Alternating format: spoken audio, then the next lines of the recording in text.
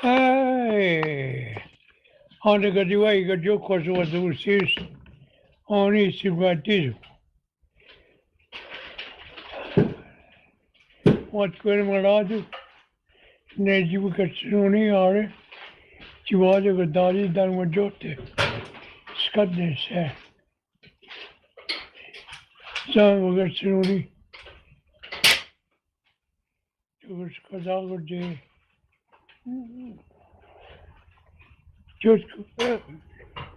Jutku Giwadu. Signoria Gume, Giwai. Dari Yanari Doga. What's the god to Tani Gunner again? Where do you go? And then order. Yeah, Majito Tree. Here is Scotty. Oh, Daddy. Chinek Negani Kuriara. Ekalina Yotare. So Wanigura. Yay! Yay! Oh, nagadiwahi kajokwa. So what I was saying, Nyardi. First, I want to apologize for being late. I was on the road, stuck in traffic. I had to try to do some kind of work, get some kind of money going, so I was busy today. Donc, une excuse de la part de Stuart qui était pris dans le trafic sur la route parce qu'il faut qu'il fasse un peu d'argent. Donc, voilà.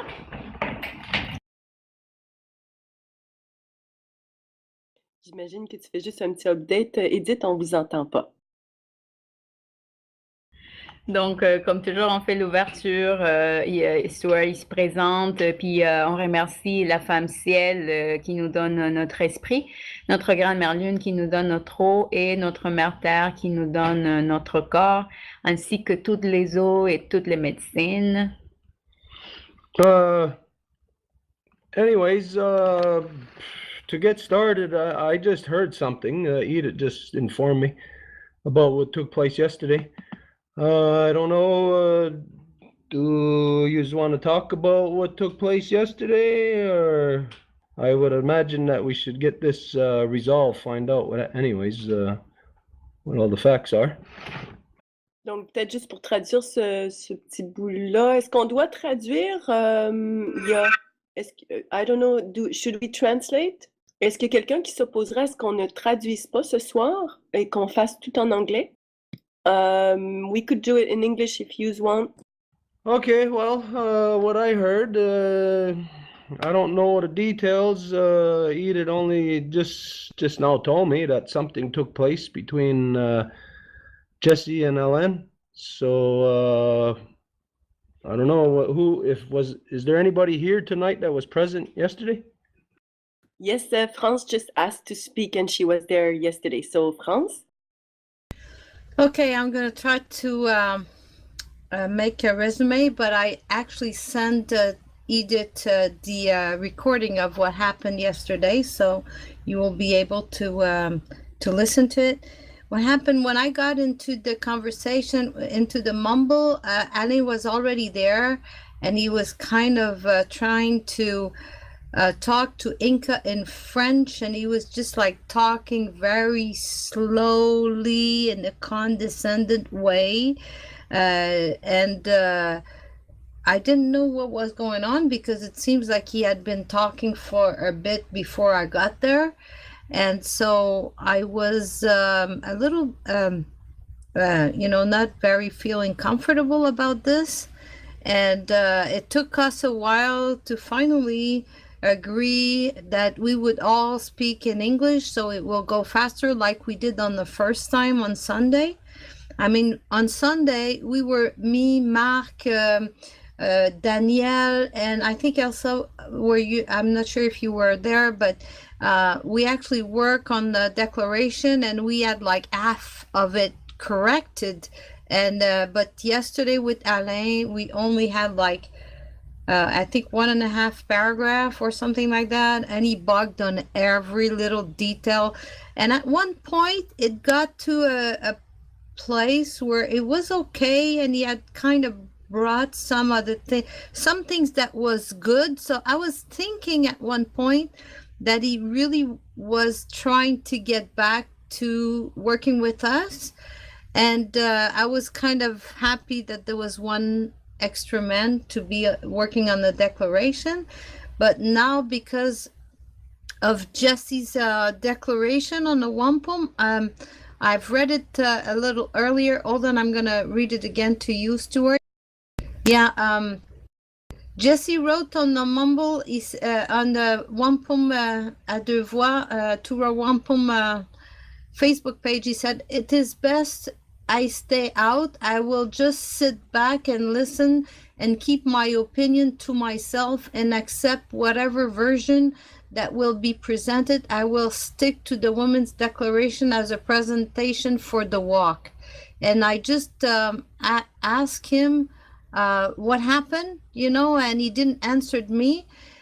So I know Mark told me that Jesse had like a cold yesterday, and I didn't notice that he had a cold, but I know that he got really Alain and him, you know, argued a while together. So if you listen to the conversation that I sent to Edith by WeTransfer, you're going to be able to judge on your own what happened. But I didn't know that it was going that bad until I read the you know, Jesse's comment that he's kind of withdrawing himself. So we don't know what's going on. I know that Alain asked to talk to Jesse on a personal level on the phone. So I don't know if he did talk to him. I don't know if he talked to him, what he said to him. That maybe had pushed Jesse to take this step, but it's kind of weird, you know. Anyway, that's maybe Mark, you can add something. La parole est à toi, Marc. Wait, yeah, it's just to say that basically in the beginning he was talking to Inca and Jesse, like, do you speak French in French, you know? So I said, oh my God, this is going to turn out bad. In the end, it wasn't too bad, but they stuck on a couple of words like keepers of the land and guardians, and he really stressed on every little word. So there he is, Ali. Maybe he can tell us, because I kind of feel, I guess, responsible for that. And I'd like to talk to Jesse and have him come back there. I don't want to cause any troubles, but it is a man's declaration, and if we have one extra man or two or three or four, the better. If I'm alone, well, so be it. But the more the merrier. And you know, it's just kind of sad. I don't know how to say it. I don't even know what to say. I guess in a way, I might feel, you know, I kind of feel responsible. So my goal is I'm going to try to give him a call this week, just to give him a talk, because it's just I don't feel comfortable with all this. So I guess it's part of initiating a declaration, a man's declaration. So that's all I have to say. La parole est à la Maison Longue. If Alain is here now, Alain, if you don't mind telling us what took place yesterday.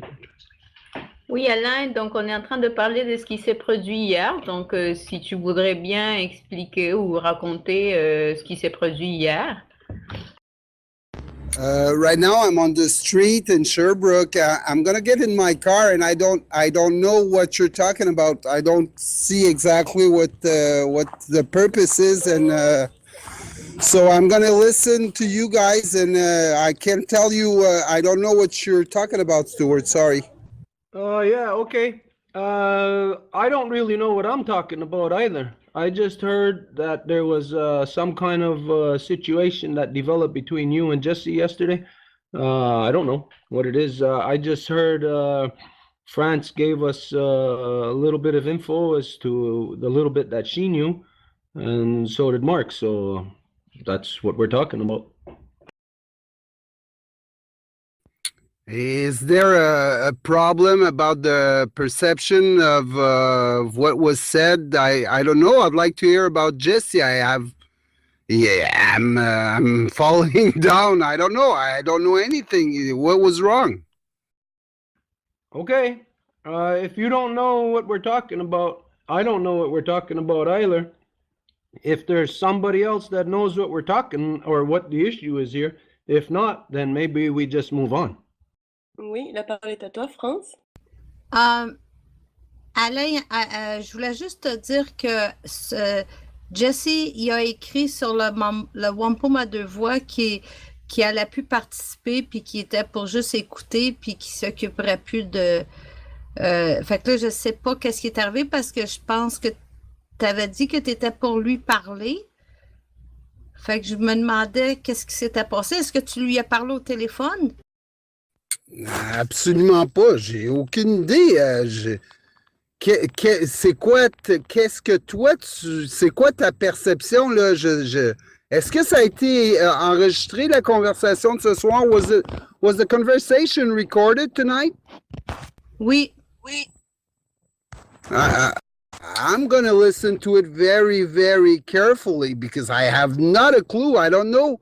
Did you see something wrong, Mark, about yesterday's meeting?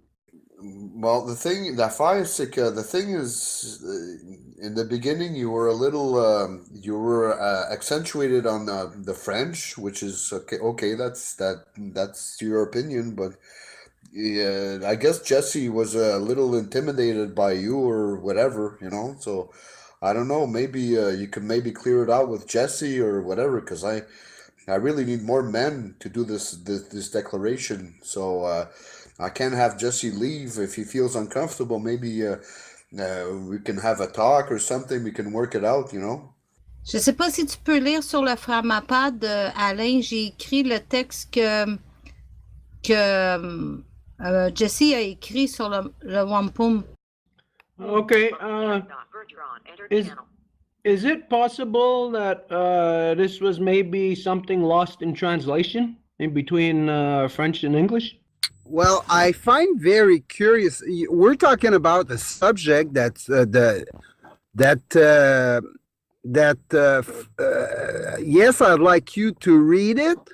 And the only Elsa was there yesterday. Did Elsa saw something wrong? I tell you, I'm down on. I can't. I have not a clue. I felt that the discussion. Elsa was there. If France wants to read it, but I would prefer to have that discussion when Jesse's here. For myself, I wasn't there from the beginning, so I didn't hear that. But what I heard is that there was some kind of arguing about how could I say that? C'est un peu sauvage dans les fleurs du tapis. It was details like saying couper des cheveux en quête. So it was a bit, I heard the tone, what I heard, it was a bit condescending or as if it was useful, but it was, it felt like it was more like bumps on the road, if I can say that. France asked to speak. OK, ce que Jesse a écrit, là, je vais te le lire à la... It is best I stay out. I will just sit back and listen and keep my opinion to myself and accept whatever version that will be presented. I will stick to the Women's Declaration as a presentation for the walk. Fait que moi, j'y ai écrit tantôt quand j'ai vu qu'il avait écrit ça. C'est Daniel qui me l'a fait remarquer. J'ai écrit à Jesse puis il m'a pas répondu. Fait que je sais pas qu'est-ce qui s'est passé. Je me demandais parce que quand on a durant la conversation, durant le travail qu'on a fait hier, à la fin, Alain t'avait dit que tu voulais parler à Jesse. Fait que je pensais que tu y avais parlé puis que peut-être qu'il s'était passé quelque chose. Fait que j'essayais de savoir pourquoi il prenait cette position-là de se retirer. Mais je sais que Marc il a dit qu'il y avait une grippe hier. Fait que peut-être que ça a été beaucoup pour lui que on s'accroche dans la question là, du gardien, keeper, ou je sais pas trop l'affaire aussi que que moi, je voulais rajouter toutes les personnes qui vivaient sur l'île de la Tortue, puis lui, il disait qu'il fallait que les hommes prennent position face au peuple originaire, puis tout ça. Je sais pas si c'est ça. J'essayais de savoir, on essaie tous de savoir pourquoi tout d'un coup, Jesse il se retire. Oof, it's in, what I've just heard. First, after the meeting yesterday, I did talk to Mark, and we were both very happy the way the meeting at the beginning. It was a little bit kind of I'm getting in. I have things I want to bring, and it was at the end, everything was fine. When I'm hearing you, Franz, saying that you are trying to find out, I don't know why, on what basis are you trying to find out things? It's, if I have not a clue why Jesse did say that today, I had the feeling, and Elsa is telling us that she had heard that. I don't want to know anything about what people heard. I want to know what people listen to. What we hear and perceptions, I don't give a shit about perception, about what you hear from other people. Calm down. What is important is facts. And I think, I don't know, I'm worried because I loved the meeting we had yesterday. I was very happy to be part of it. I don't know what else to say. Okay. I don't want to alienate anybody when we don't have all the facts. I don't want to like judge somebody without knowing what the entire issue is. Donc, Stuart dit, je veux pas aliéner personne en ne sachant pas tous les faits, en ne sachant pas tout ce qui s'est passé. The number one thing that we have to do here is remember that this mumble group, we are like a family. We started something, Ellen actually started this mumble group, the mumble sessions, and we become like a family working together on the things that are of the utmost importance. Et donc, ce qui est important de se rappeler dans les sessions de Mumble, c'est qu'on est comme une famille. C'est en fait Alain qui a commencé ces sessions Mumble, c'est lui qui l'a commencé. Donc, au fur et à mesure qu'on commence à y participer, c'est comme on devient véritablement une famille. I can't say anything, obviously, about yesterday, but I can go by just the way that Ellen, the way that you're talking. That you sound legitimately completely surprised, you know, like you don't know what is being talked about here. I would imagine right now that it's probably something lost in the translation. Et en entendant Alain, la façon dont il parle, comme toi, Alain, tu dis, ben non, il n'y a rien qui s'est passé, ben donc c'est très possiblement quelque chose qui s'est perdu dans la traduction. But also, we're going on something that we don't know really what the driving force is behind Jesse's statement. It could actually be anything. It doesn't actually have to be something from yesterday. But until we find out, I think maybe perhaps we should do what Ellen suggested. Wait until Jesse is here where we can talk about it. Et puisque on ne peut pas vraiment savoir c'est quoi qui a fait que Jessie établisse cette affirmation qu'il a postée sur le Wampum à deux voix. La meilleure chose qu'on peut faire, c'est faire comme est-ce que Alain a suggéré, de juste attendre à ce que Jessie soit présent pour qu'on puisse en parler. So I would suggest that Mark, I don't know how you feel about this. Apparently, it sounds like you were the only other guy other than Alain yesterday. I would suggest that if you take the initiative here to contact Jesse and just to find out, like why was there something that happened? Get it from him, and then if there was something, then ask him if he would be willing to discuss this in another mumble session. Et donc, Marc, je ne sais pas si toi, tu te sentirais à l'aise avec ça, mais peut-être tu pourrais approcher Jessie puis lui demander c'est quoi qui s'est passé, en fait, pour avoir plus d'informations. Puis aussi lui proposer de participer à une prochaine session de Mumble pour pouvoir vraiment parler de l'affaire, là. Il y a Elsa et Alain qui a demandé la parole. Est-ce qu'on peut donner les droits de parole, Edith? Oui, certainement, Marie. La parole est à toi, Elsa. Bon, écoute, mon commentaire s'adresse aussi à Alain.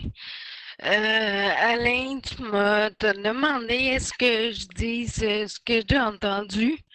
Je dis ce que j'ai entendu et après tu me dis que tu t'en fous de ce que j'ai entendu. Donc là, je trouve que c'est un peu épuisant. La parole est à Alain. Je suis désolé. En fait, c'est encore peut-être ce que j'ai entendu, c'est que j'ai pensé. I thought that what you have mentioned is about what you've heard about outside, not what you did here in the mumble session, but I thought that it was something that you've heard outside of the mumble session, because you were referring before you mentioned that you weren't there. When you mentioned you weren't there, you've said at the same time as you said, I wasn't there at the beginning, you've said what I've heard. And I thought that you were mentioning about things you've heard outside of the mumble session. That's why I kind of took that firmness, because it's not, that's what I was saying. I thought that you were mentioning about things you've heard outside of the mumble session of yesterday. And to finish, if Mark, there's something that I need to know is, I'd like Mark to ask Jesse when he contacts him, was there conversation with someone else between the end of the meeting and the time that he did write that down? Did Jesse talk about somebody before writing that down between the mumble sessions of yesterday and the time that he wrote that down, that he didn't want to? Because I can't figure out. I felt that the end, that the beginning was a bit kind of uncomfortable for everyone, but I felt at the end that everything was going on the wheel. So that's why I'm so upside down, because of what I'm hearing now. I'm happy to be there, by the way. La parole est à Marc. Okay, what I'm gonna do is I'm gonna contact Jesse, and I'm gonna try to get some more info from him. The only way that we can resolve this is if we get his point of view. Things did go well as it rolled along. It was just the beginning was a little rough, but I mean, the only way is that I contact Jesse and I find out what's going on with him. So, Alain and Stuart, I'm gonna have to call Jesse. La parole est à France. So, Alain, actually, you know that I was very glad that you were there, and I mentioned it a few times, even though you asked me not to congratulate you or to thank you for anything. But I did because I was happy that you were there. And for me, of course, it was a little tough at the beginning, but we all sensed that. But like I said a few times, that I felt that it turned out to be very good. You brought a few things that were very interesting to the declaration, and it took us a longer time because you were like, very particular about certain thing, and it took you a while for like the sister and brother thing. But like what the reason why we're kind of all upset tonight, it's mainly because Jesse wrote that thing. And we all ask one another, did you hear anything? Did you hear anything? And you weren't there when we were asking if any. So we were thinking that maybe that he had talked to you. Now you're telling us that you didn't talk to Jesse. So now we're kind of wondering what's going on, like we're and of course that's the best way to go, is that Mark is getting back to Jesse, because Alain, you weren't there for the first time on Sunday, but the difference was so noted, like very different between the first one and the second one. It was just like the first one on Sunday was just so flowing. It was just like going so well, and now the second was like he's given up. So we're all like wondering what happened. And if you say that you didn't talk to him, that you don't know anything, then we take your word for it. And you don't need to be upset if we're just like questioning what is going on, because Alain, I don't know about all of the people here, but I can tell you that a few times me and you had talked together, and you were kind of rough on me a few times, and it's not always easy to speak to you, and I feel very uncomfortable sometimes when I had to deal with you. So this is an issue that I think we all have to deal with, and I don't know what you can do to make it easier on everybody else, but and I can't speak to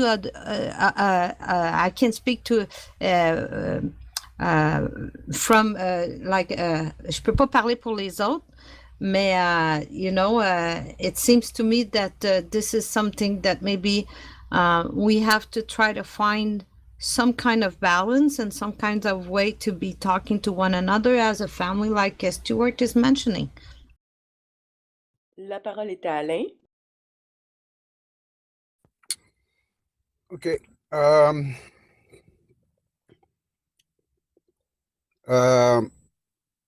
People that say the truth, sometimes it's not very comfortable. There's a lot of things you did mention, France, and at the end you were saying you can't talk for everybody. I invite you to listen to what you've just said. You were always speaking using the word, the we instead of I. You were always speaking, we did not, we did not, we did not. And at the end, you say, I can speak for everybody else. First, it would be nice of you to not use the word we and talk about your feelings and not about the feelings of the group. That's the first thing. Secondly, I forgot the point. Sorry, so I've got to stop there. Okay, I'd like to say something in all fairness. When we focus on this thing and this thing alone, what we are talking about tonight, in all fairness, friends, it's not fair to bring up like previous or issues that you had with Ellen, because if those things, whenever they were there in the past, and the fact that you are still working together means that, well, those things must have been resolved or addressed, or if they're still continuing, then that could be addressed on its own. We should not clump these things together. I would say that right now, we're probably jumping the gun. I would say that we've already focused too much time and attention on this. We really can't go anywhere without knowing the facts from Jesse. He may have just decided that, okay, well, maybe he's going to distance himself. I'll say we have to move on, and let's not put other prejudgmental things into this picture. Alain asked to speak. Is that okay, Stuart, for Alain to speak? Oui, Sure, sure. Alain, la parole est à toi. Okay, since what you've just said, Stuart, I'm not gonna add it up. The only thing that is very important for me to know about the truth is, was there somebody that did talk to Jesse, anyone that was in the group, between the time of the end of the meeting yesterday and the time of him writing down? That's very important for me to know. Thank you. Okay. I'll just say that from here, Edith's here, myself is here, my father too. My father didn't speak to him, Edith didn't, and I didn't. I didn't speak to him. I didn't I either. didn't, I didn't speak to him. So then I think it's fair to say that there's something else happening here that none of us know. So I think we should move on, and let's keep those prejudgments. Let's keep them under our hat. We got to remember, number one, that from this little group, despite our issues that we have, but from this little group, we have affected things around the world already, and we're continuing to do that. Let's try to understand here that despite whatever differences we have, we're the ones that are doing things. We got to work with each other. We shouldn't allow, if somebody new comes along, say like Jesse, if there's an issue, we shouldn't allow that to disrupt what we are doing unless there is legitimate reason within law.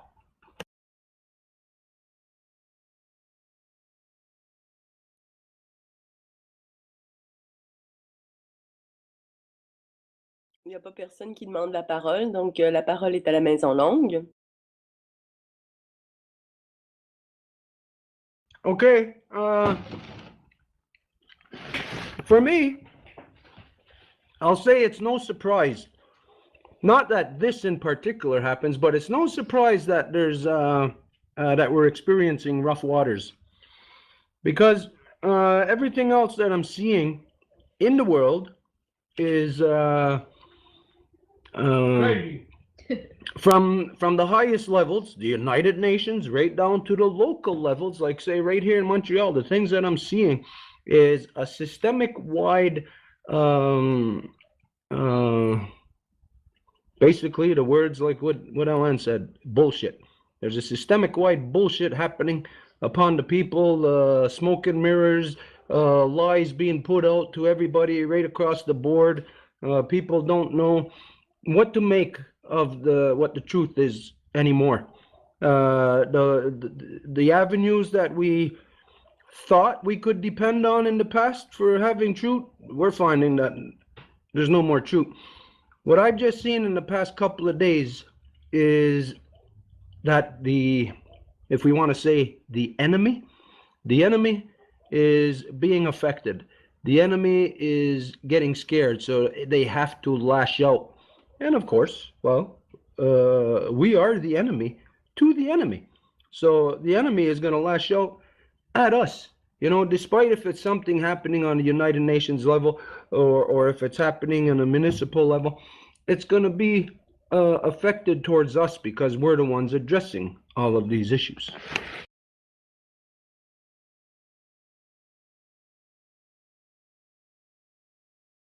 I'll say to use then one of these things as the example is I'm sure everybody heard about this case that's been going on now. There was a couple for the last 5 years or since 2011 or 2012. Anyways, there was two guys.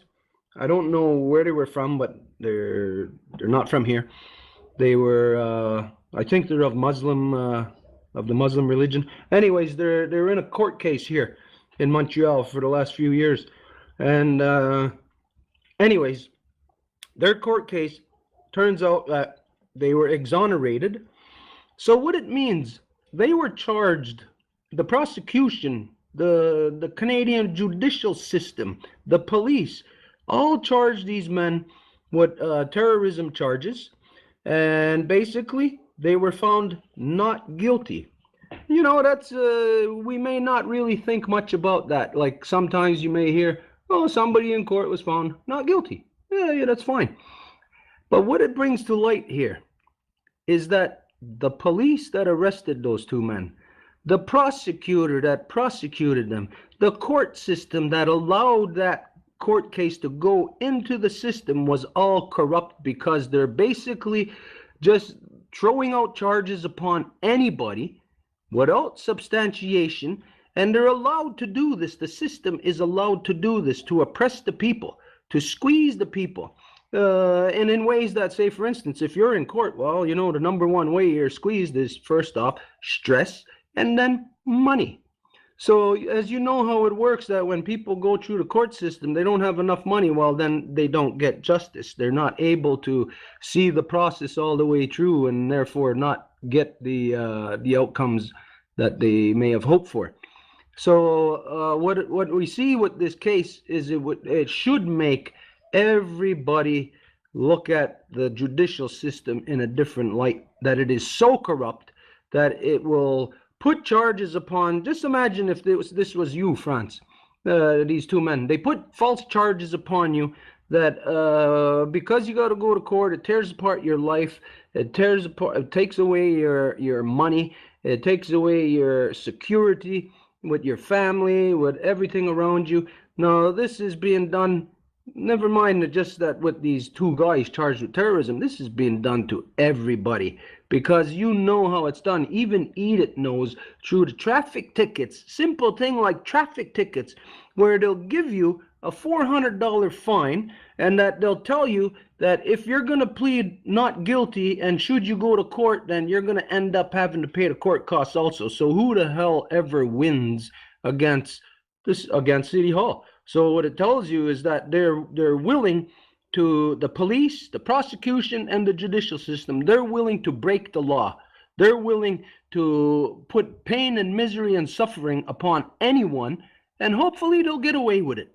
You know, hopefully, well, a jury will say, will overlook all their legal indiscretions.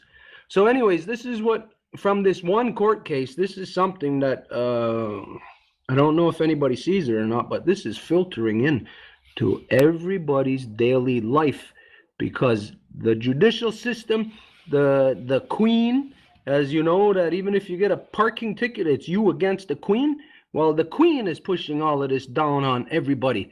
This crazy nonsense is like squeezing the people to the point of where it's getting to critical mass. You know, like you squeeze somebody so much, like their head is gonna pop. This is what is happening to all the people. Right now, we are feeling it because there are further things that are happening politically that, well, we may not be fully aware, but we can feel.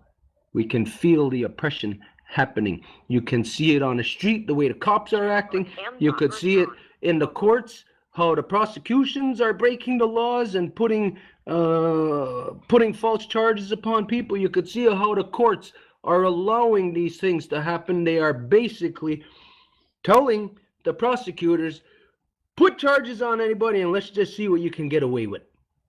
see if we can get away with things. So this is happening right across the board, and for me, this is like what I said. I could understand how this, I'll say for now, misunderstanding has come about because there's pressures all around us, and if we can't see where the pressure is coming from, well, we're just gonna react. There's a pressure point, we know that, and right now we're just reacting. So anyways, I don't know if anybody has anything to say about that, but if not, then maybe we can move on. France and Alain asked to speak, so la parole est à France. Alain asked for first or me? Non, c'est toi avant, puis ensuite ça sera Alain. Okay. I just wanted to say that I've been studying all the planets and with people that are actually explaining how yesterday at 23:49 hours of Quebec, Saturn, who is a very important planet, actually changed from the Scorpio to the Capricorn. And that actually created the same kind of disturbance, you know, because it's a very powerful planet. And what it says actually with the new moon and this happening right after, it says that whatever we're gonna be doing right now will actually determine what will happen to whatever person or organization in the next few 2 to 3 years until the years of 2020. And it seems to me that we have to be very careful about how we deal with one another. And of course, I realize what you're saying. It's right that we're all reacting to whatever happened to us or whatever unsolved issues we haven't dealt with properly. Does Stuart wants to say something? No, you said Alain, right? No. That's right. Okay, la parole est à Alain. I'm going to speak in French because about what Stuart you've just mentioned. The way I see it, je pense vraiment que le problème par rapport, premièrement, je suis pas du tout informé par rapport au cas précis dont tu parlais, mais moi je pense que évidemment il y a des personnes qui la police la police et les gens qui portent des accusations, je pense que de façon générale, elles agissent au meilleur de leur capacité, de leur connaissance pour que soient appliquées des lois qui sont peut-être pas correctes, mais qui sont quand même des... il y a beaucoup de policiers qui font leur travail. Moi, je pense que le problème fondamental, il est surtout au niveau des gens qui gravitent alentour de la couronne et qui, eux, ont à juger sur... parce que plus la personne qui est accusée gravite dans les échelons, plus elle se rapproche de...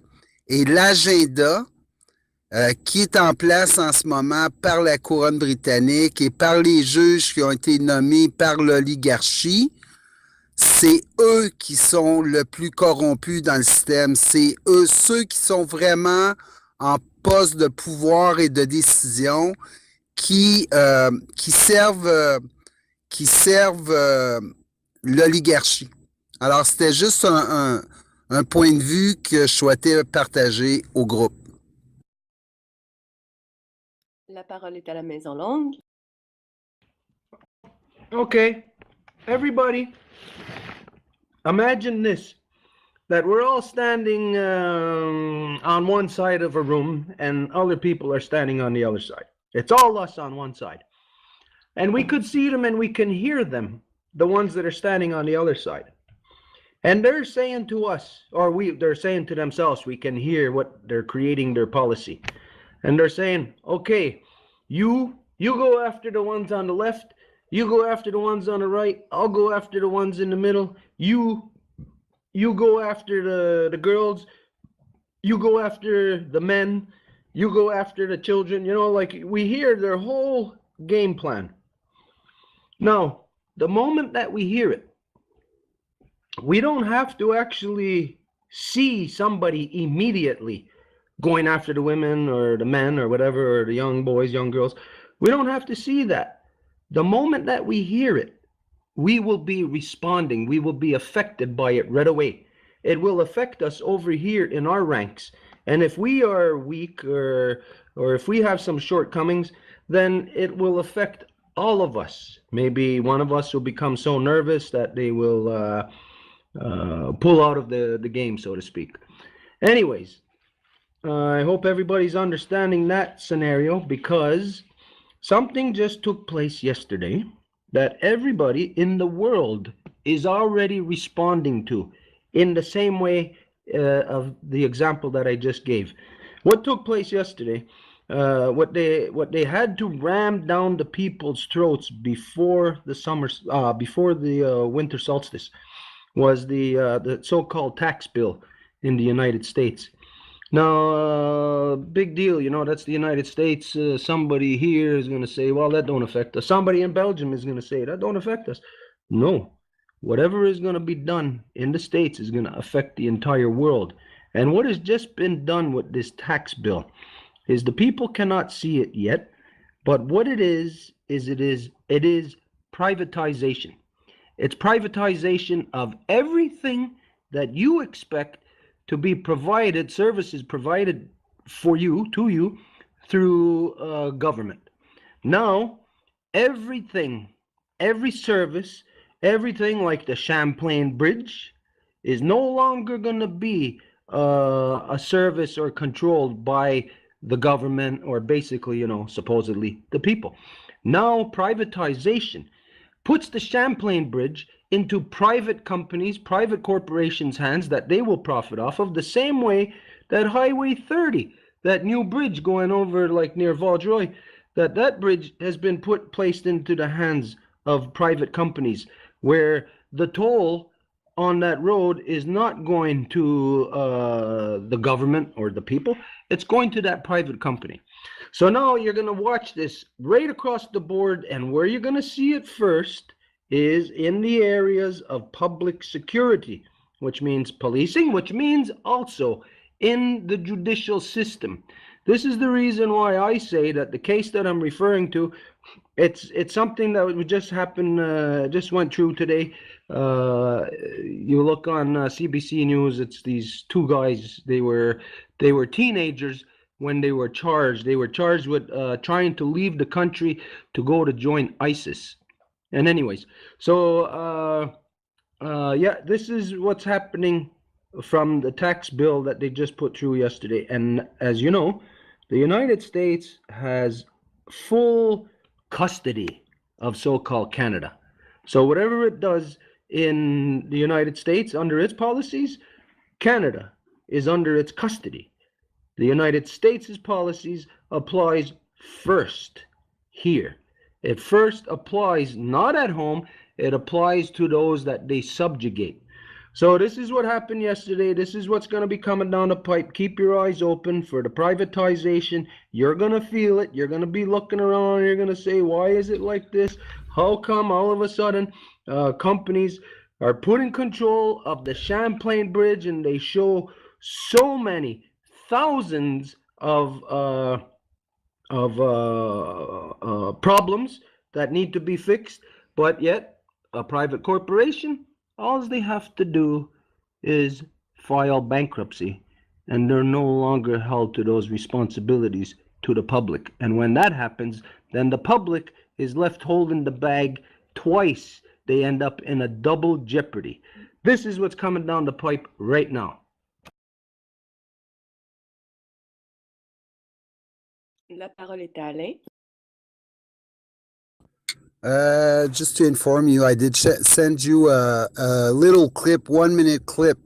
Sorry, it's in French, but it's exactly about what you're talking about. It's very, very good, and I did share it yesterday or the day before about what is happening about the death, what they're doing. It's very.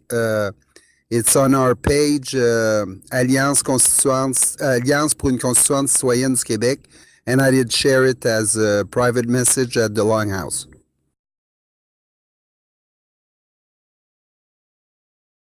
Okay, if there's no comments on any of this, then maybe we can move on to what would we discuss now? Would it be the men's declaration? Or what?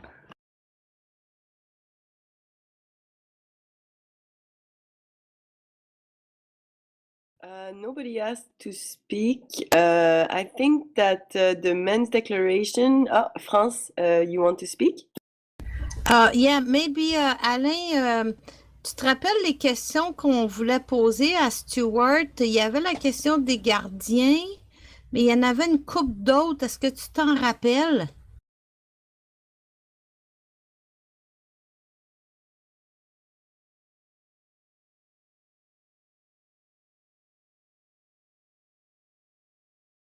Ah, Alain, il est parti, on dirait. Marc, est-ce que tu te rappelles les questions qu'on voulait y poser?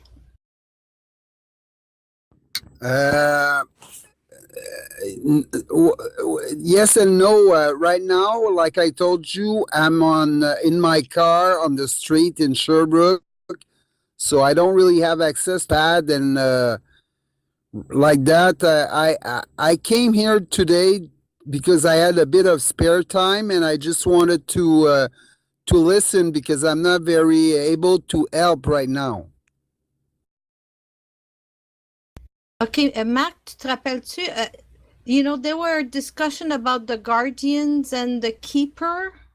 And Jesse was saying that traditionally in the native side, you guys are saying keepers, and in the French translation, it comes to guardian, and they were saying that it's a different, you know, conceptions. And you remember, Marc and Alain, we were about this one, and I'm going to look for what the other thing. I think there was a few things we wanted to ask Stewart about.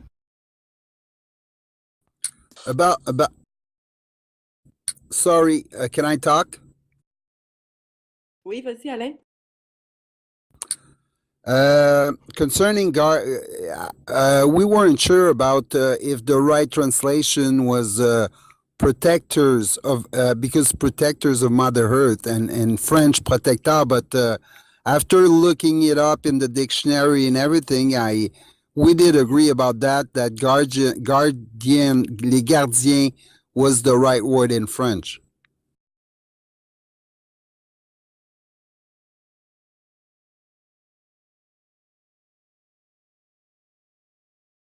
France, est-ce que tu avais quelque chose à ajouter? Sinon, on continue.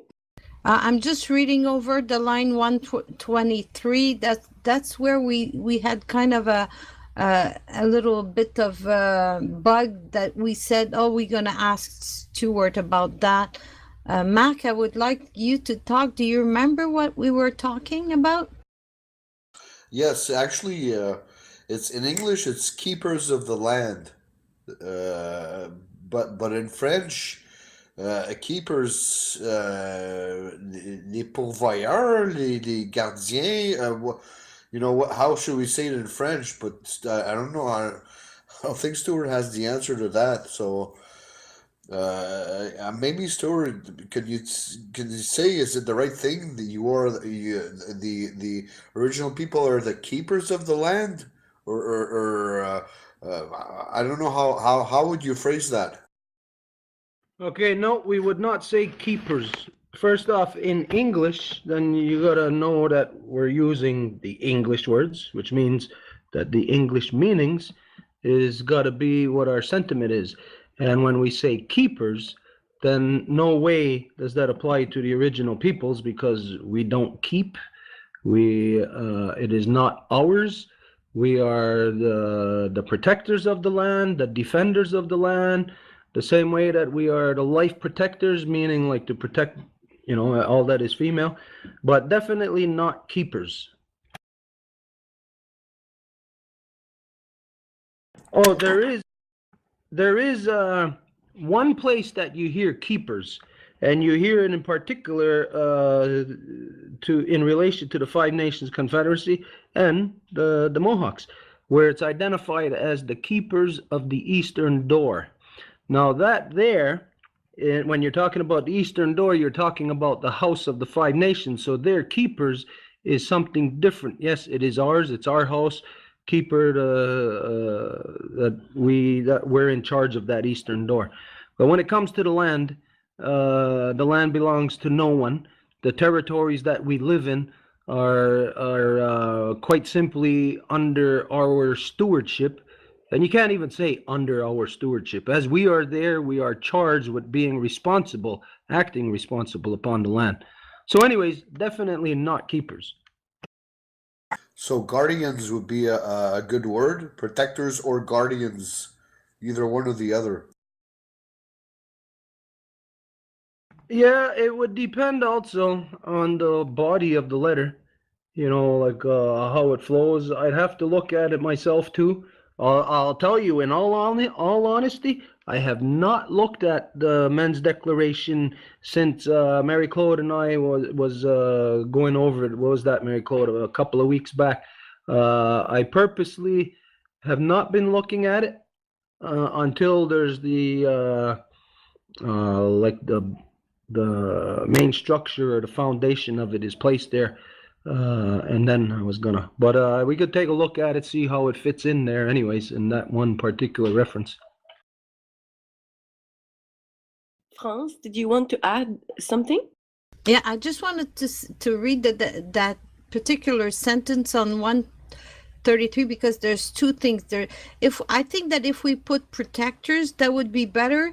And of course, in French, is almost the same thing. I don't know what Alain and Marc are thinking about this, but there was another place where we were saying that because the man has to protect and defend all people from the original people, and we were saying that they should protect everyone, because as I was listening to the law recital, at one point I heard you, Stuart, saying that it's our duty as allies and use you as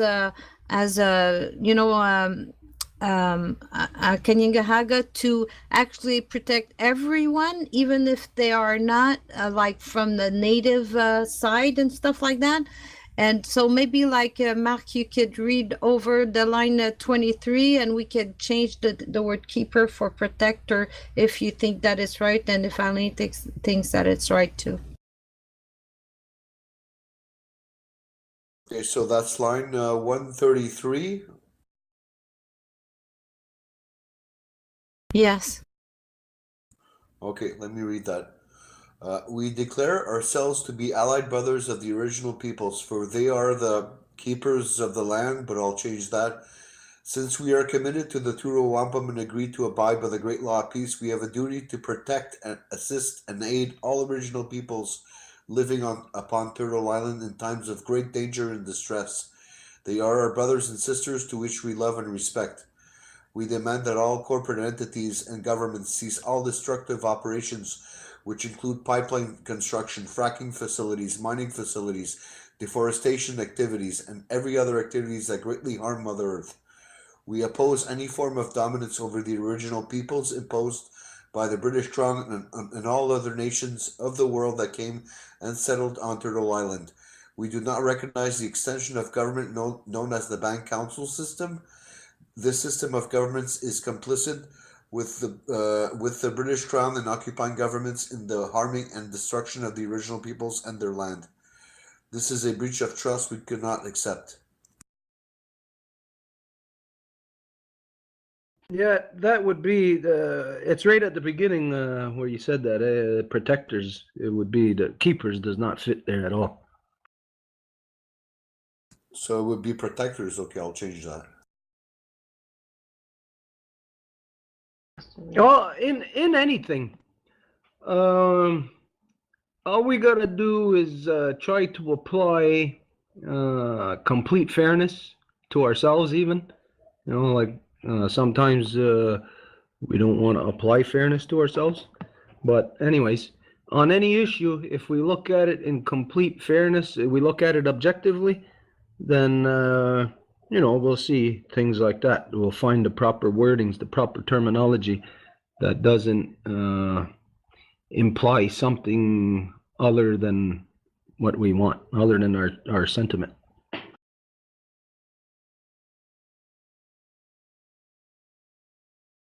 Nobody else wanted to speak, so la parole est à la Maison Longue. Okay, there's something else then that that'll transmit to you as to what I see. I gave you 2 examples here already. The other example is, I guess everybody is aware the thing that we've been talking about since even in the law recital, we identified that there was that object that came into our solar system that came halfway between Mars and the Earth. Anyways, we've been talking about that and identifying that there's no way that the trajectory of that thing is natural. There's no way that that thing is naturally occurring. That all the physical properties of it suggest, and clearly, that it is self-propelled, that it is not a naturally occurring object. So anyways, as you know, we said this to people, we're making people aware of this, but then yesterday, the Trump administration, I guess in their attempts to glorify themselves and to make themselves look so good, that they are releasing information to the public, and some of the information that they released was about a United States Air Force aircraft intercepting UFO over San Diego in 2012, I think it was, or whenever. Anyways, this footage now is all over the news. I posted it on my Facebook, but this is what we've identified in a nutshell. That the conduct of 7 billion humans is not human. It's not a human conduct or a human behavior. That it comes from somewhere else. It is not of us. We've identified this for some time now. I even said in the past that, well, I won't say that it's aliens or UFOs, but it is this behavior does not come from us. Now, we also said that, well, that object that came halfway into our solar system came here to observe something, came here to look at something. And then we also identified at the same time that in the same month of August, even though we didn't hear about it right away, we only heard about it in October, that in the month of August, then this cavern was found under the city of Montreal. And that cavern, as I'm sure all of you know, that there is a corridor within that cavern that has perfectly straight angles, a straight long corridor, straight roof angles, 90-degree angles on the roof, on the walls. Anyways, I make a connection between that and that object that came into our solar system. I make a connection to that and what we said about that this conduct of 7 billion humans is not originating from within humans. There is something that has got us to act or conduct ourselves in a way that is suicidal, you know. So, and since the world is made up of a whole bunch of smart people, you know, then you can't say that 7 billion people are collectively committing suicide, because all the smart people in the world, somebody would be able to detect it. There is some type of control that has been asserted over the minds of people, and we don't see it as coming from people. That there is something that is very rapidly becoming aware to the people of the world of that there is a presence, and it is not a human presence. It is something that has manipulated the minds of the people to do something that right now we don't realize.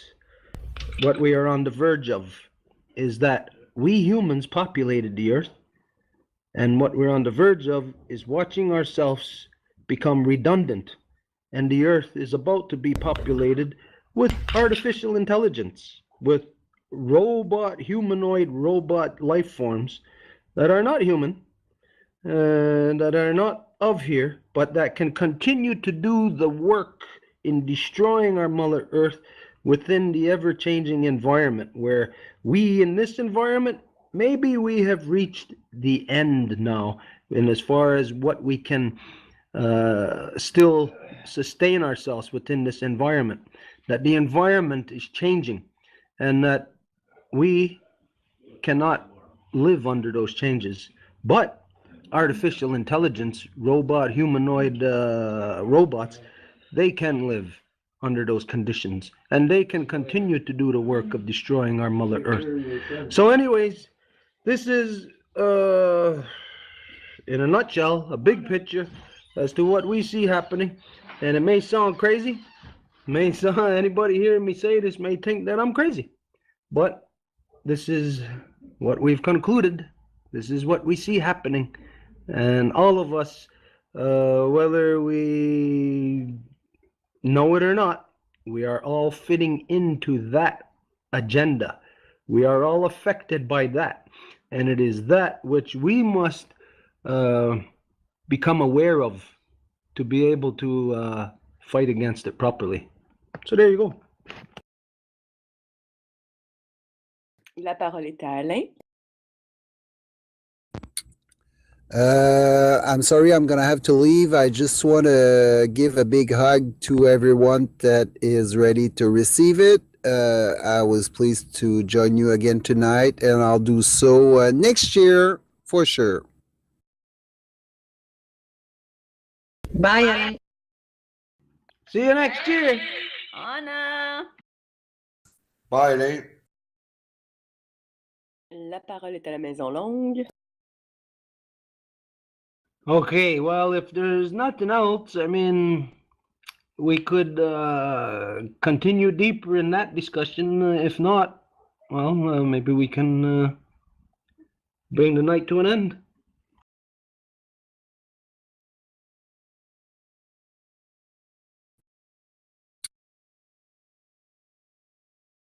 La parole est à France. Sorry to come back to the men's declaration, but in the sentence that Mark had read earlier, there's a part on the second line when it says that we and agree to abide by the great law of peace. We have a duty to protect and assist and aid all original people living on Turtle Island. So we had a discussion yesterday. Maybe you can, if you ever get around to listen to the recording that I sent Edith, you will understand how Jesse has a position and I had a position that I wanted to add. Not only do the men have a duty to protect and assist the original people, but they also have to assist and protect and aid all living beings and all even the non-native people that are living upon the original people. I don't know what you can say about that. Well, for me, this paragraph was mostly about our connecting ourselves with the original people. You know, I could always consider it. I need some time to think about it, because that paragraph was mostly to say that we're allying ourselves with the original peoples because they are the protectors, and to help them protect. You know, so if I have to think about that. We'll see. I'll have to see where I can, if it's going to flow with the paragraph. Yeah, there is Let's see, how can I word this? There is an agenda. I don't know if that's a proper wording. Anyways, I'll just go on and say it. But there is an agenda that we have to adhere to. And that agenda is of the two-row wampum. So the two-row wampum clearly identifies the original peoples, and then it identifies everybody else. So when you're talking about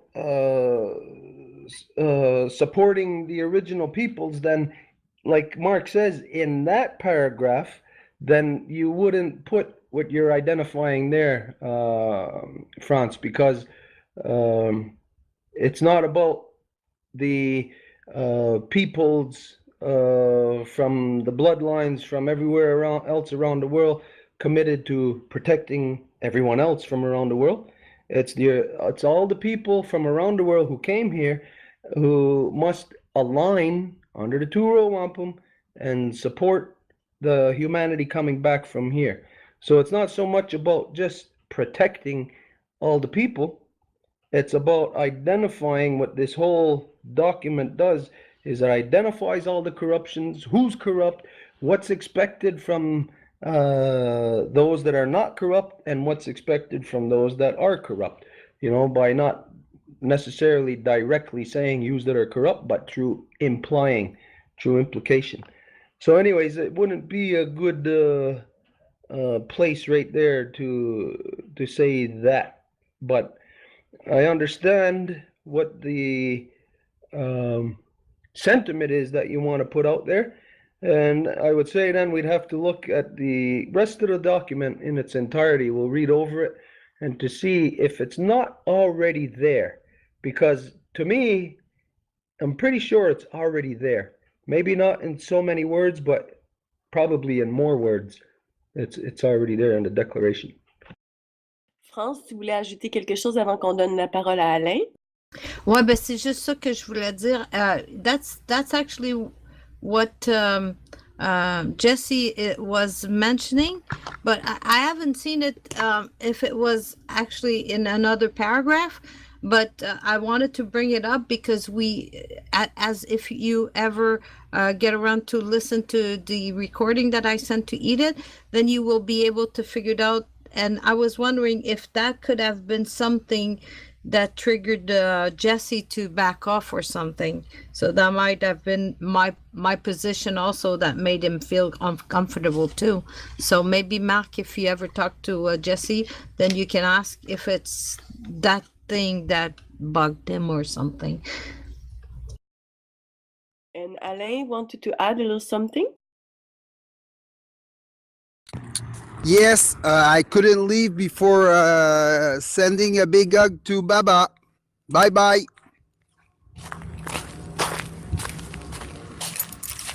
Alain, ton téléphone? Alain! OK, la parole est à la Maison Longue. Hey, anyways, Okay, here I go.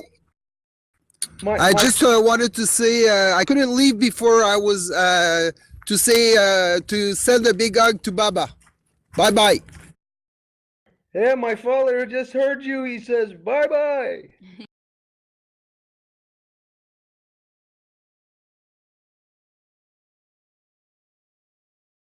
Is there anything else that anybody feels that needs to be addressed?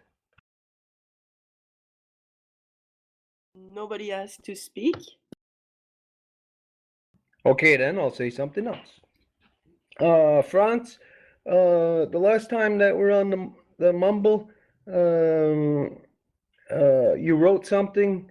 We never got to write you back, like to address you on that. But the last time we were on, and I had suggested that we meet at Elsa's again in a couple of weeks, 2 more weeks on a Sunday. I did not realize, because I don't celebrate Christmas or anything, I did not realize 2 weeks ago that would fall on Christmas, on Christmas Day, this coming Sunday. So I realize, I know that everybody else, maybe you don't celebrate Christmas, but we know that it is a time for people to get together with their families. So just quite simply, I didn't know at the time that it was Christmas, and it's not that I was trying to be inconsiderate, like to say, hey, come on, we should meet anyways, and this is what's important. Forget your family. No, that's not what was meant. So anyways, or sorry if you felt like that we were putting undue pressure on you, but that was not intended upon anybody. It wasn't intended upon Elsa either, because I could imagine what maybe right then and there, you knowing that it was Christmas, maybe you felt also, maybe we were being too pushy. But we didn't know that it was Christmas. So anyways, on that issue, we're going to continue meeting at Elsa's. The next time is in January sometime, 2 more weeks. So, and from there, then we're gonna discuss if over the winter, if we're gonna meet on a bi-weekly basis. But for me, I'd say that it looks like we should meet face to face, because when we look at just what took place at the beginning of this mumble session, it would have been much better if we had opportunity to be sitting face to face, like where we can then bring those issues up. La parole est à France. I thank you to come back on this email that I sent you about the Christmas thing. I was kind of feeling a little sad because I know that your position about it, and I know what it all about the church and stuff. And I mean, I actually posted something on the Wampum. I don't know if Marie-Claude approved it, but it's something about the colonization of Africa, and they're actually talking about when the British came to America and they stole all the gold and stuff. And you know, I was just like, it just, for me, it's kind of a new thing in my life, because as you remember that I started to hear about you guys on July 31st. So it's kind of a new thing, and I'm kind of, you know, all mixed up in the feelings that as an ally to the Longhouse and to your family and to all the natives, I really want to do the best I could do to free myself from corruption and not be associated with all this. But we're kind of all linked to all our family members, and they don't have the same path as we do, and they don't understand a lot of things, and it's kind of hard to just give up on them. And just it's a difficult choice that we have to make, and I think it needs some time.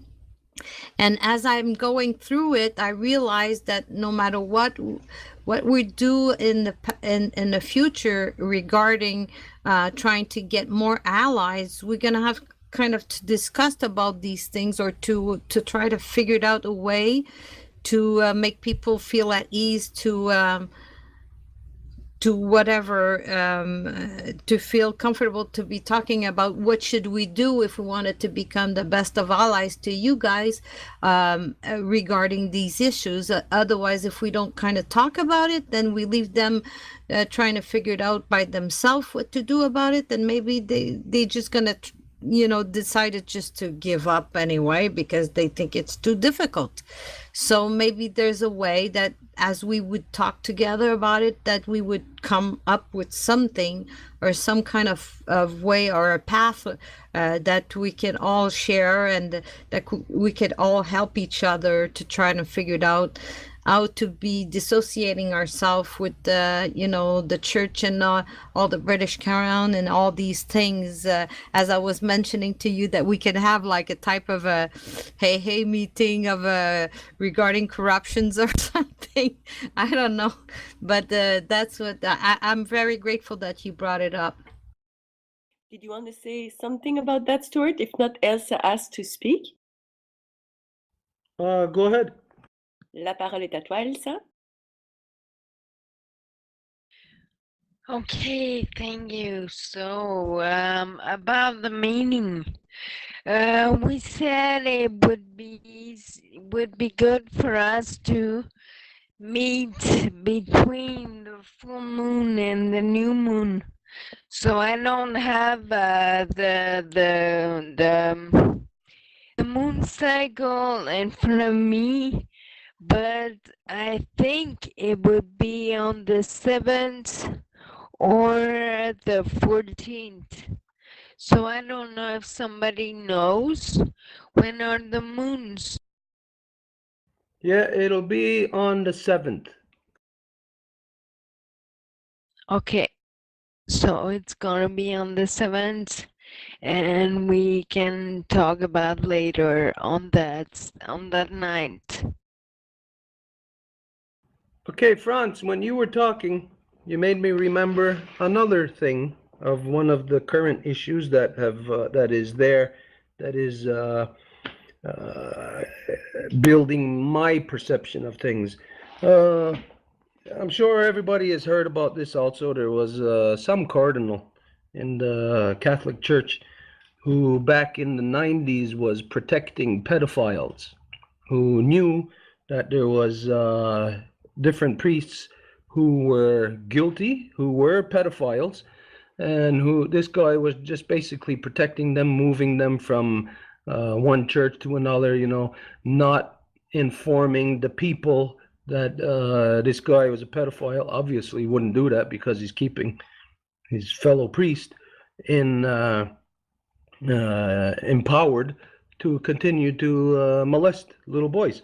So anyways, this guy, I forget what his name was, he just died today, and apparently the church is giving him a full cardinal's burial.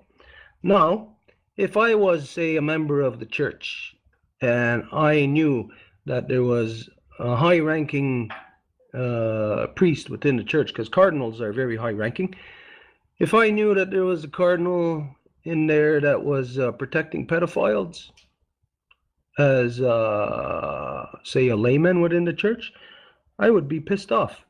I would not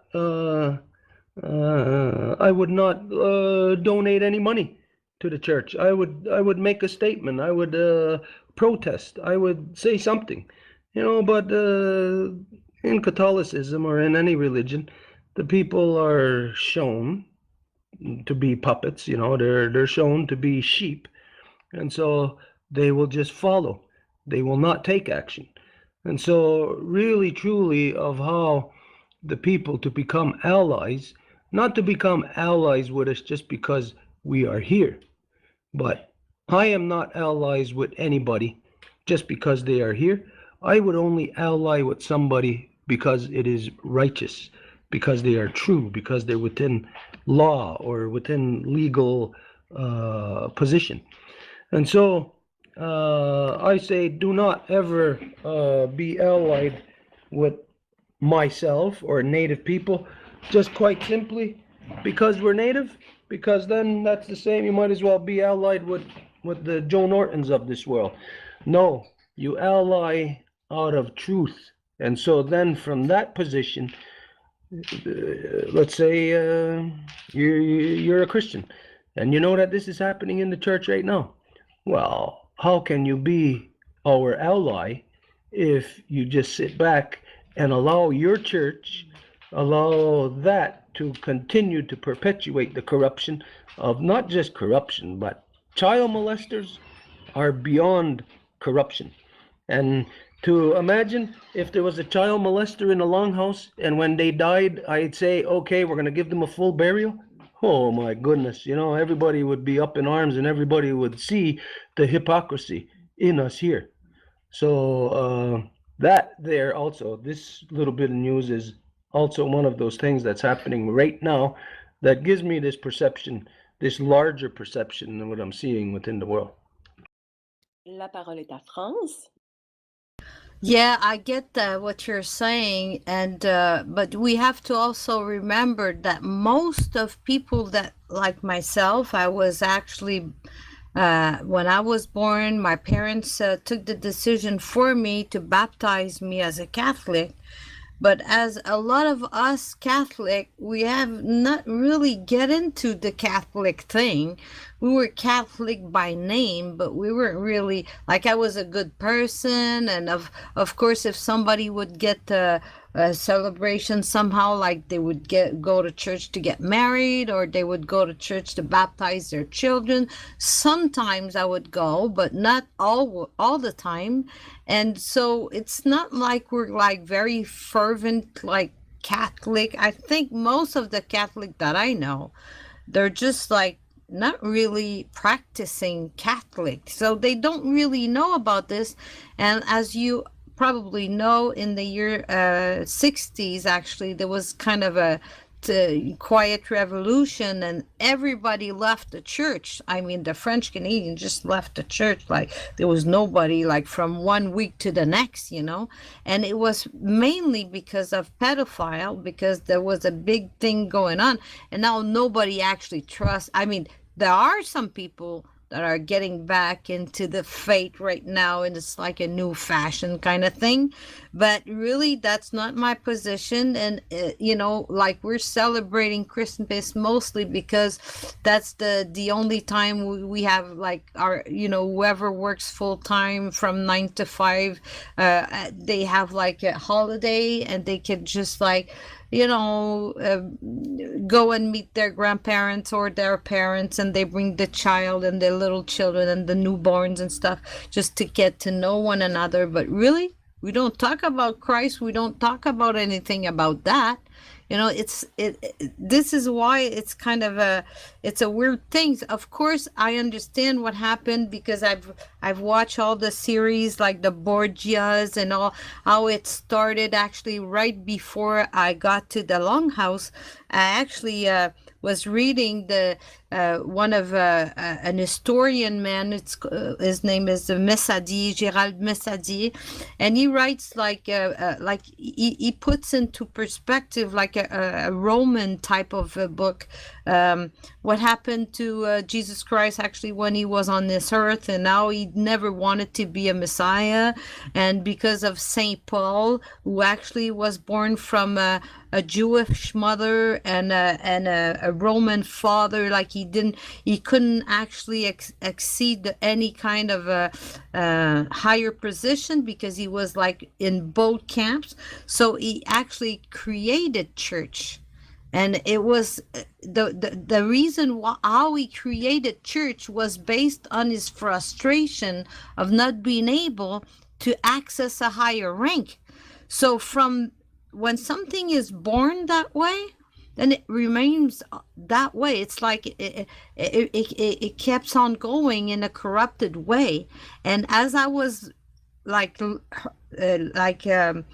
learning about all this, then I got to go to your place, and then it's just like, it just makes sense that it's a logical sequence of event that I actually it's not that I was like listening, I was reading that because I'm very a fervent Christians or anything. I'm really not, you know. I was just baptized when I was a baby, and most of my siblings and everybody were all baptized. I mean, not most of them, all of them. And because my mom was into it, but you know, it's my father was not into it. He was just going to church once in a while with her, just to accompany her, because it meant something for her. And it's not really it's just like, I think she just wanted to be a good person, and she found that was a way to become to remain a good person. And she had some kind of people listening to her too, because she had like 16 people in the house to deal with, and I think it gave her some break, you know. So these are all the things like that brings people to go to these things. They have somebody listening to them.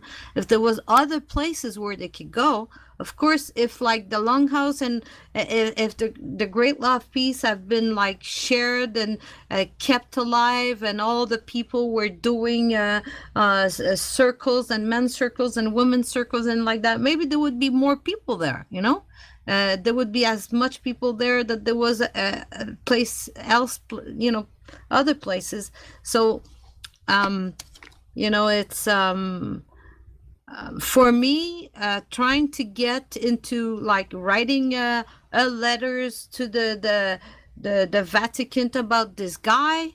It would mean for me to get involved back into the church, which I really don't care about, So I see your point when you're saying that maybe we should do something, but I think that the people that should do something are the people that are really involved and that really believe in the church and that are always, like, I have a friend on Facebook, like, every sentence he just mentioned Jesus, Jesus here, Jesus there, and then the Bible, and there's like he's citing the Bible here and there. It's like, oh my God, that guy should do something because he's involved in it. But I'm not. So I don't see how I would just like, if I would do that, I would feel like kind of awkward, So I hope that you don't mind that I don't do it.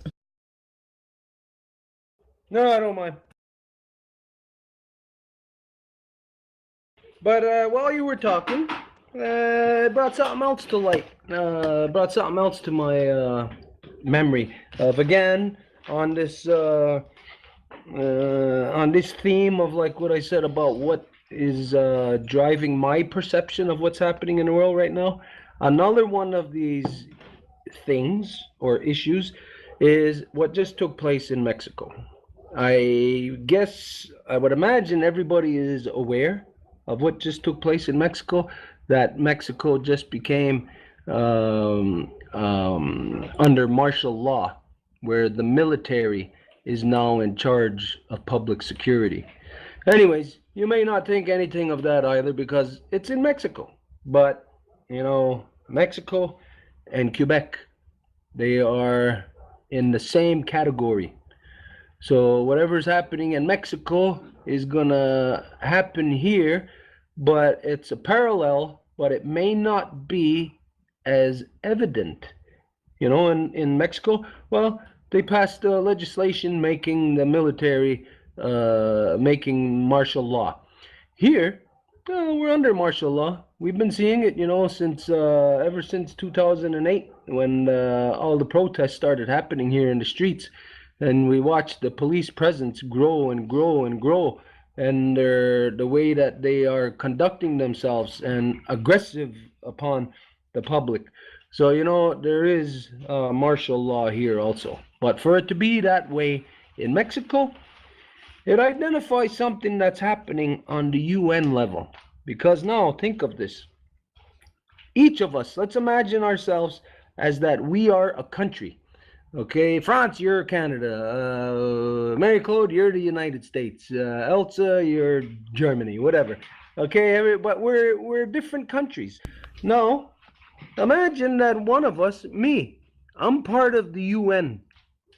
And I pass a law making martial law in my country. Well, how can the rest of you stay connected to me? What is the protocols of other countries being in relationships with other countries that are under martial law? What's the implications? There are far-reaching implications here that the public is not thinking about. Of course, first off, economics, insurance is the one of the very biggest factors here. If you're under martial law and your house was insured before, well, you know what? Your house ain't going to be insured any longer. Stuff like that. So you see how it will trickle into the economy, cripple the economy, make it so that you basically take away the people's livelihood, which is like putting the cart before the horse. They first make martial law, and then the policy of martial law itself will put the public in such a position of losing their jobs and rising up to protest, which then, well, martial law is there, so then martial law does not tolerate protesters. So it's going to be very, very ugly in Mexico. And then how could countries like Canada and the United States stay connected to NAFTA? You know that Donald Trump was trying to break NAFTA. Now, the Mexican people do not realize how they've been played like a fiddle to have them pass legislation in their country to put martial law into place, because that is exactly what's going to break the NAFTA agreement. It will justify the United States and Canada saying, well, no, okay, we can't stay connected to you economically because everybody's playing on according to different rules now. So anyways, this was another thing. I don't know if anybody's got anything to say about that. La parole est à Elsa. Merci. Thank you, Marie-Claude. Sorry, my comment is not about what you just said. I have to leave right now for the night and tomorrow. So I'm gonna say goodbye to you all, and lots of love. Bye. It's gonna go on. Gonna go. Hey, It's gonna go up. before you go, how's your toe? Pardon me? Before you go, how is your toe? Is your toe any better? My toe is still almost dying, but yeah, slowly getting better. But I'll talk to you soon about that. I hope it's gonna get better. Okay, you have a good one. Thank you. Good night. Bye bye. Lots of love to you. Baba just sent a big good night to you, Elsa. Good. Bye, Elsa. Salut tout le monde. Bisous, bisous.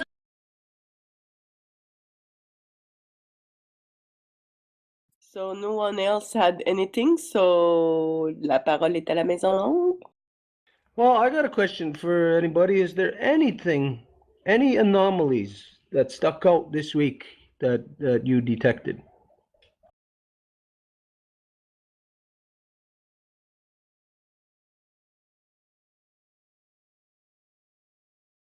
Okay, well, you heard all the things that I identified. For me, these are the anomalies that stood out for me, stuck out the most anyways.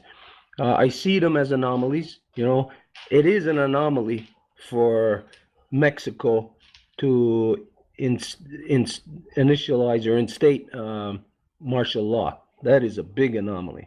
It's a big anomaly to hear that the church is going to give a full-blown cardinal's burial to this guy who protected child molesters. You know, it was an anomaly for me to see and to hear about this court case here with these two young guys that were charged as terrorists. You know, all these things that I see that I related to you, these are the things that I viewed as anomalies, and the anomalies are what makes us aware of. That's where the it's showing us in those areas of the breakdown of where the system is expanding to critical mass, like it's getting ready to break or big fluctuation anyways. So if there's nothing, then we're gonna close up. France asked to say something. France, la parole est à toi. Well, one thing that somebody sent me, it's actually it's a documentary that it's a French documentary, but you can actually put the subtitle because it's like you can get it on YouTube. It's about the gangster of the financial thing. It has been sent on the internet on the 17th of December, so it's been like 3 days. This is really something, and it's related to HSBC. And I don't know if you know, but when the political party, la CAQ, has been founded, it was founded with the help of Charles Sirois, who actually was at the HSBC Bank. And when you're listening to that, it's such a corrupted thing. It's like, oh my God, is it something? I mean, I really invited you you guys to see that. I put it on my page, but I can send it to you if you want to have it directly on emails or whatever. I could put it right here and you can all click on it. But really, I mean, I know that this is a corrupted world, but as you can see, I mean, they actually are bigger, like they're like the controllers of the government. They're higher than the governments, those banks, and specifically the HSBC, and it's all related to the Chinese. And the Chinese is actually taking control of the world within a few, I mean, decades. It's gonna be done. So I don't know what you think about that. Well, we have thoughts on that about China. As you know, that a lot of Chinese nationals are coming here to Canada and the United States and buying up property. And they're buying big time properties. I remember when we were in LA, which was back in the early 80s, that the most prestigious golf course in the United States, Pebble Beach in California, that it was bought up by Chinese back in the 80s. And there was a big ruckus about it. Like everybody was up in arms about it. Imagine all the old rich white men all out there playing golf. Now their golf course is bought by Chinese people. Anyways, Chinese people, the Chinese are buying up lots of land. The national debt, the largest part of the national debt of the United States and Canada is owned by China. But when you think of, like, say, for instance, just in British Columbia, how many Chinese people are there with $1 million condos? How many Chinese people are there with $10 million mansions that are buying Lamborghinis and, you know, and all their richness, buying up all kind of acquiring assets and all of that. There's something that your average person does not know about China, and so doesn't think about this, but the Canadian government knows this, and so do the banking systems, so does everybody except your average citizen, which is that in China there is a law that I forget the amount, but it's a small amount, that nobody can take money out of the country only up to a certain point. So you can't take, say you're going to go buy $1 million mansion or $1 million condo. You can't even take $1 million out of China. Legally, you can't do that. So how is all these Chinese nationals buying up property, which is right now in the hundreds of billions of dollars? What it is, what's happening is that what the people can't see is that China is allowing its citizens to take millions of dollars out of the country. And then later on, when these millions of dollars have bought up the assets of Canada and the United States and Britain and France and Germany, then the Chinese government is going to enforce its law upon its citizens. And so all the citizens that are over here with all their holdings, it will be taken over by China. So all the Chinese nationals that believe they're here right now in these $1 million condos and their mansions and all of that, that they're buying it and that it's theirs, no.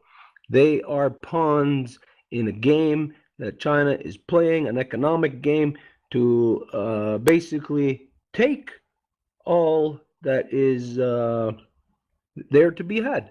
And here, under the casino protocols of the open market, everything is up for grabs.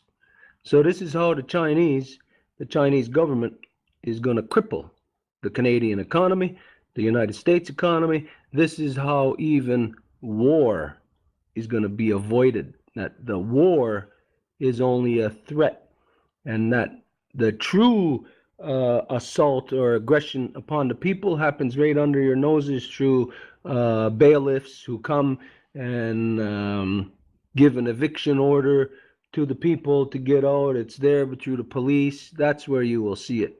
You'll see it in the courts. You will not see it on the true levels where it's really happening. La parole est à France. Well, I'm glad we're talking about these things because there's one thing that I wanted to say to you about the Muslim coming to Canada, and there's two things actually. One thing is I don't know where I'm trying to find out since a few months actually.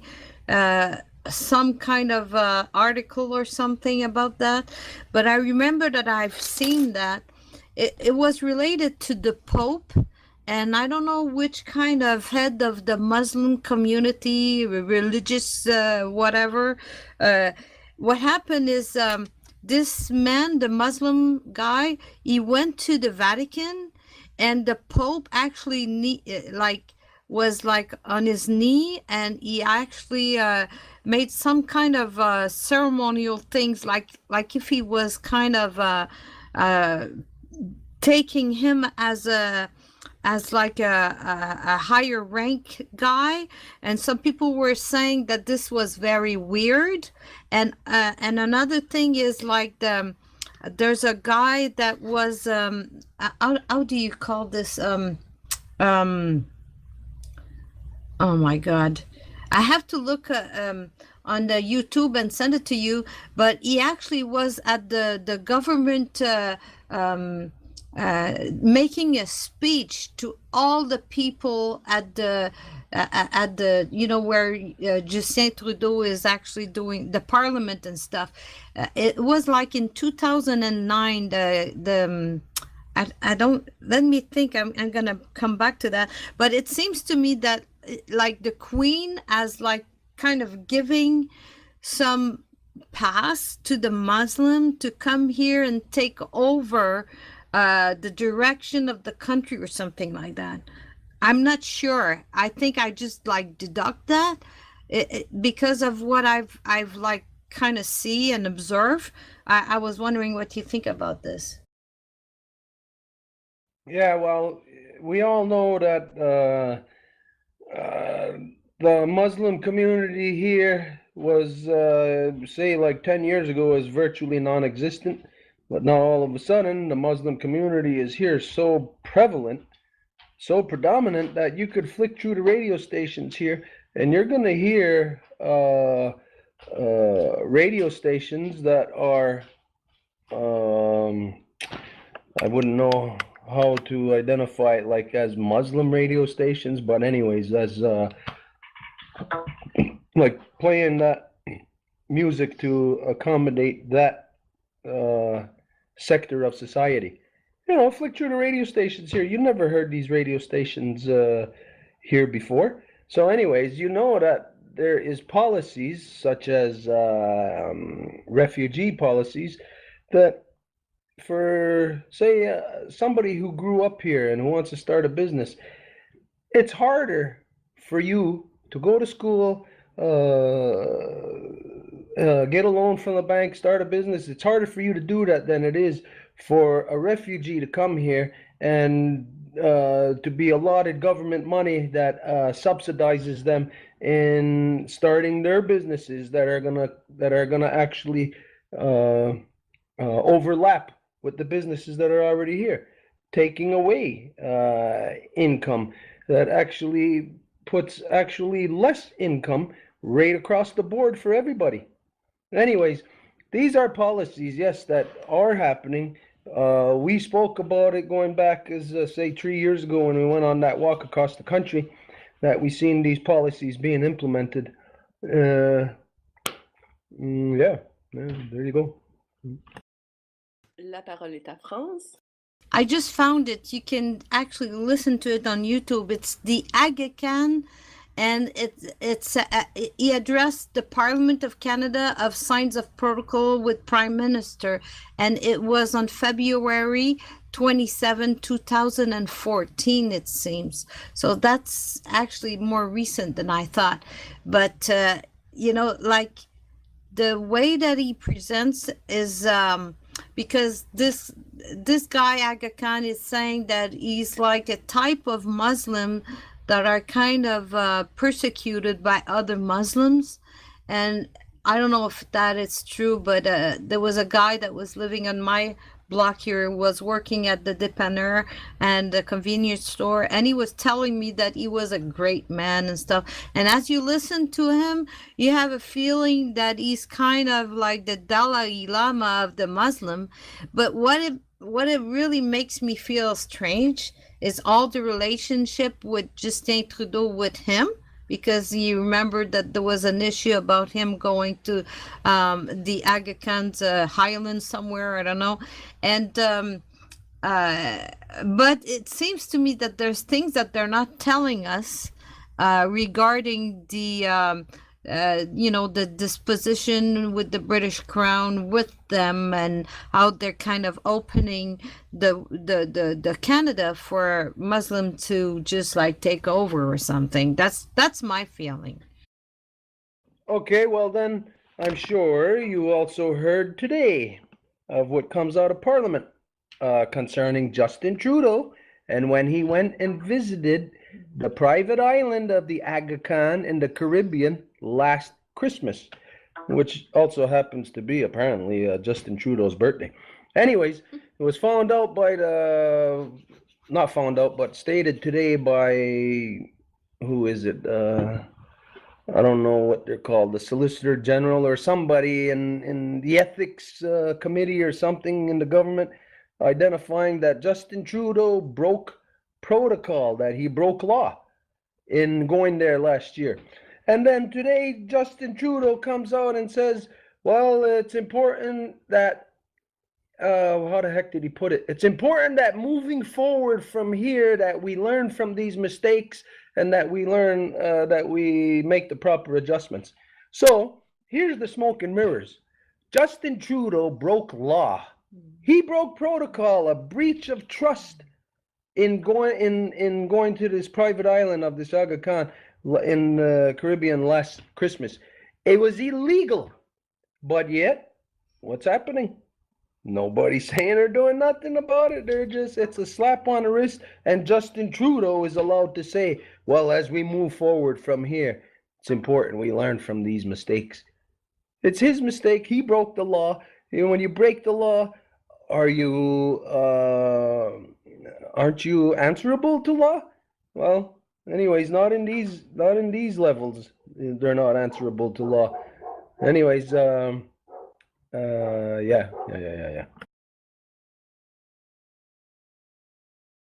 No one asked to speak, so la parole est à la main. France just asked to speak. La parole est à toi, France.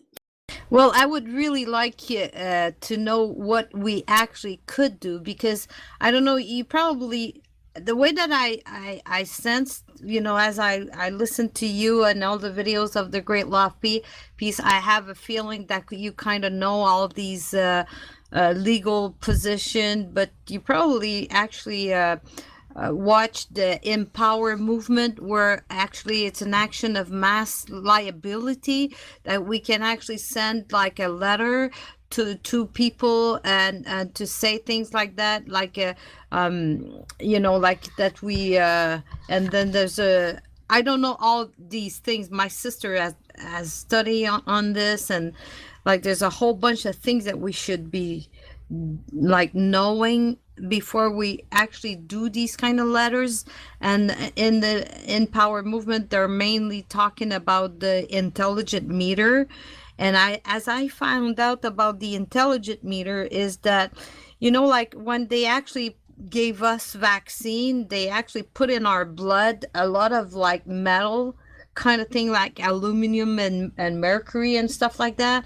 and with the intelligent meter, they have like these radiation frequency that are actually in tune with these metal in our blood, and it seems to me that they're kind of doing like a mind control thing on people, and they're kind of developing like an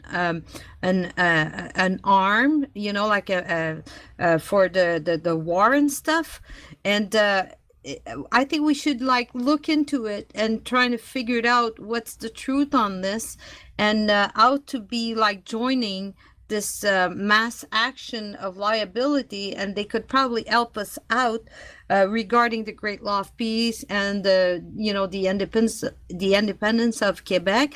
And also I sent you and Edith an email about my text that I you know, that I've done to say about you know, the document about the 1999, and I was always wanted to ask you if that was the right document that I found. I don't know if you recall the emails that I'm talking about, is it? But I would like to have a confirmation about if it's the one that that you were talking about, and how to make it clear for everybody, because I think this is like one of the main key element to actually get people to join our you know, the Great Law of Peace, and to give up all the election and everything, and to just make the Quebec a sovereign place. I think this is really the main key. France, do you remember when was it about? Around what time, this mail that you're talking about? I don't remember, but I could find it, but I have it right here. If you want, I could give it to you already.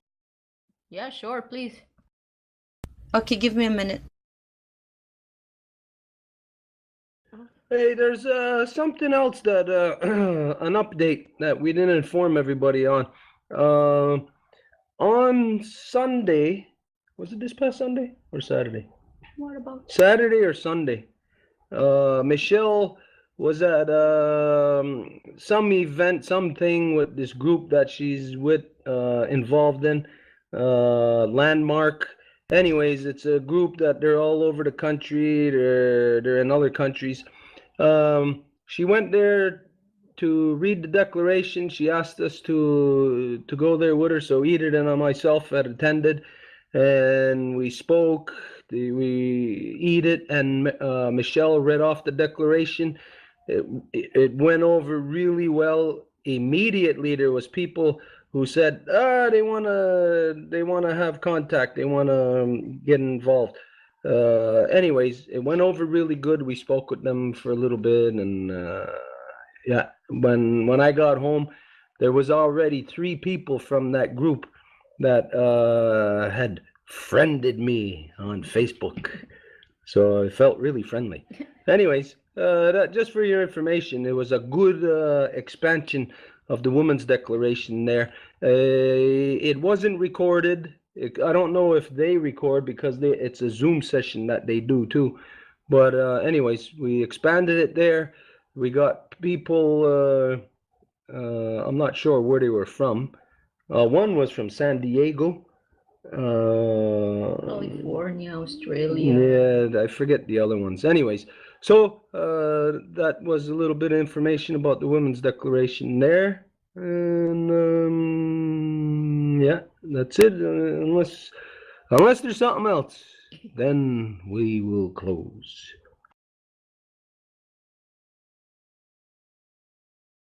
La parole est à France. So, Edith, did you see the link that for the 1999 document? You sent it by the Framapad? Yes, it's right there. Okay, just a second, because I usually don't open it, and so I don't get distracted while I'm translating, because oh, that multitasking is but I'm opening it right now. Won't be long. Yeah. I know it's hard to multitask, but we're pretty good. Oh yeah.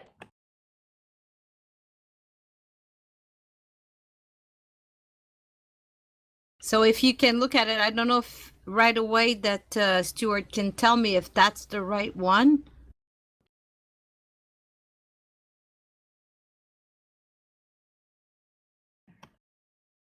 It won't be long for us. We're just getting there. Okay, good.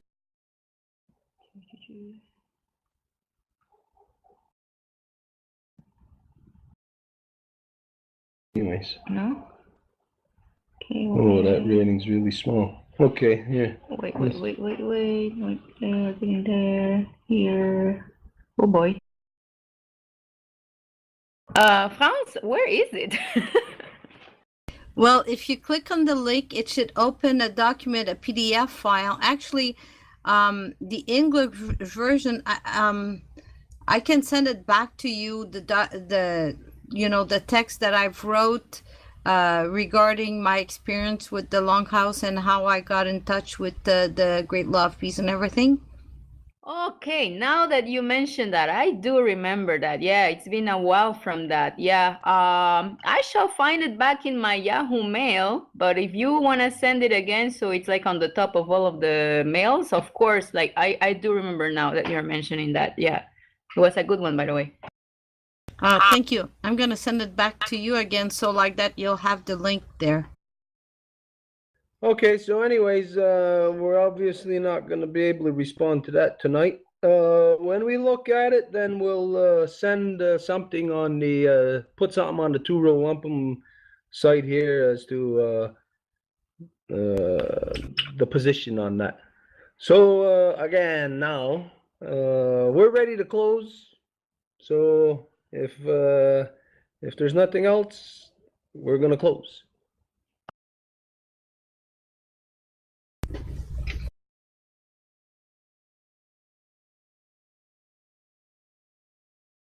Franz, you don't have nothing to say? Do you want me to keep up? I can. No. Okay, we're going to close up now. You make me laugh.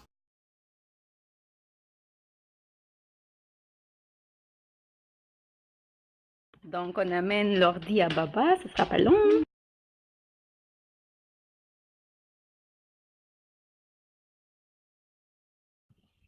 Bonsoir, tout le monde. Ah oui. Oui, yo crois. C'est pas de un 6. On est sur un titre. What kind of radio? Ne divulgazioni are. Ci vado a dare dal mojote. Scotte se. Anzao gazzoni. Tocca scuola. Squadavosi. Giusto io vado. Signore come. Tanti ore rube. Nena quel. A quel nunca.